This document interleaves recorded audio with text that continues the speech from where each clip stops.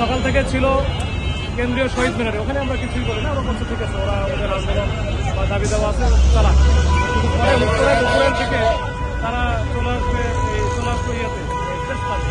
এখানে আসার পরপরই তারা কিন্তু করছে কি দুই পাশের দুই রাস্তায় বন্ধ করে দিচ্ছে। এরপরে আমরা কয়েক দফায় আমি সহ আমার অফিসারদেরও পাঠাইছি। আমরা বলছি যে ভাই আপনারা রাস্তাটা শুধু ছেড়ে দেন, বাদ বাকি আপনারা বসে থাকেন, আপনাদের দাবি দেওয়া আদায় হোক বা যাই হোক এটা আপনারা আপনাদের ব্যাপার, রাস্তাটা ছেড়ে দেন। জনদুর্ভোগ হচ্ছে, কোনোভাবে রাস্তা ছাড়বে না। এরপরে আমরা ওয়ার্নিং দিয়েছি, 10 মিনিটের সময় দিয়েছি, এরপরেও রাস্তা ছাড়ে নাই। তখন আমরা বাধ্য হয়ে আমাদের ওয়াটার ক্যানন যেটা আছে, জল কামান বলে, এই জল কামানের পানি আমরা প্রথমে দিয়েছি, দিয়ে আমরা সার্ভিলার দিয়ে তাদেরকে ডিসকাস করেছি। এই হচ্ছে এখন পর্যন্ত কোনো গ্রেপ্তার আছে কিনা। আমরা কয়েকজনকে উচ্ছৃঙ্খল তারা বেশি ছিল, তাদেরকে আমরা যারা কোনোভাবে যাচ্ছিল তাদেরকে আমরা আটক করেছি। মানে এখন পর্যন্ত আমাদের কাছে আছে, আমরা পরবর্তীতে যাচাই বাছাই করে আমরা বেশ কয়েকজনকে আহত হতে দেখেছি, তাদের ব্যাপারে কোনো